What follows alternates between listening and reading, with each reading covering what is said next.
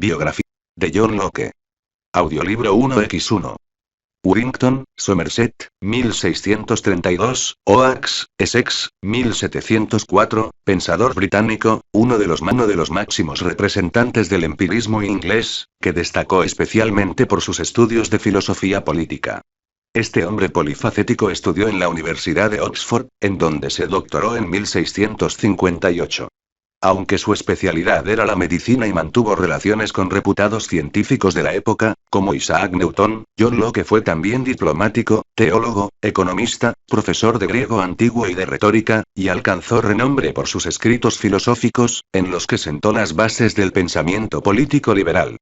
John Locke se acercó a tales ideas como médico y secretario que fue del conde de Shaftesbury, líder del partido Whig, adversario del absolutismo monárquico en la Inglaterra de Carlos II y de Jacobo II. Convertido a la defensa del poder parlamentario, el propio Locke fue perseguido y tuvo que refugiarse en Holanda, de donde regresó tras el triunfo de la gloriosa Revolución Inglesa de 1688. Locke fue uno de los grandes ideólogos de las élites protestantes inglesas que, agrupadas en torno a los Whigs, llegaron a controlar el Estado en virtud de aquella revolución. Y, en consecuencia, su pensamiento ha ejercido una influencia decisiva sobre la constitución política del Reino Unido hasta la actualidad. Defendió la tolerancia religiosa hacia todas las sectas protestantes e incluso a las religiones no cristianas. Pero el carácter interesado y parcial de su liberalismo quedó de manifiesto al excluir del derecho a la tolerancia tanto a los ateos como a los católicos, siendo el enfrentamiento de estos últimos con los protestantes la clave de los conflictos religiosos que venían desangrando a las islas británicas y a Europa entera.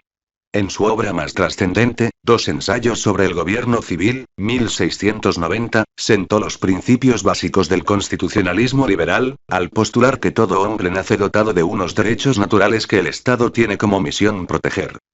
Fundamentalmente, la vida, la libertad y la propiedad. Partiendo del pensamiento de Thomas Hobbes, Locke apoyó la idea de que el Estado nace de un contrato social originario, rechazando la doctrina tradicional del origen divino del poder. Pero, a diferencia de Hobbes, argumentó que dicho pacto no conducía a la monarquía absoluta, sino que era revocable y solo podía conducir a un gobierno limitado. La autoridad de los estados resultaba de la voluntad de los ciudadanos, que quedarían desligados del deber de obediencia en cuanto sus gobernantes conculcaran esos derechos naturales inalienables. El pueblo no solo tendría así el derecho de modificar el poder legislativo según su criterio, idea de donde proviene la práctica de las elecciones periódicas en los estados liberales, sino también la de derrocar a los gobernantes deslegitimados por un ejercicio tiránico del poder, idea en la que se apoyarían Thomas Jefferson y los revolucionarios norteamericanos para rebelarse e independizarse de Gran Bretaña en 1776, así como la burguesía y el campesinado de Francia para alzarse contra el absolutismo de Luis XVI en la Revolución Francesa. Locke defendió la separación de poderes como forma de equilibrarlos entre sí e impedir que ninguno degenerara hacia el despotismo. Pero, por inclinarse por la supremacía de un poder legislativo representativo de la mayoría, se puede también considerar a John Locke como un teórico de la democracia, hacia la que acabarían evolucionando los regímenes liberales. Por legítimo que fuera, sin embargo, ningún poder debería sobrepasar determinados límites, de ahí la idea de ponerlos por escrito en una constitución. Este tipo de ideas inspirarían al liberalismo anglosajón, reflejándose puntualmente en las constituciones de Gran Bretaña y Estados Unidos, indirectamente, también al del resto del mundo, a través de ilustrados franceses, como Montesquieu, Voltaire y Rousseau. Menos incidencia tuvo el pensamiento propiamente filosófico de Locke, basado en una teoría del conocimiento empirista inspirada en Francis Bacon y en René Descartes. Al igual que Hobbes, John Locke profundizó en el empirismo de Bacon y rechazó la teoría cartesiana de las ideas innatas. A la refutación de tal teoría dedicó la primera parte de su ensayo sobre el entendimiento humano, 1690. Según Locke, la mente humana nace tam quam tabula rasa.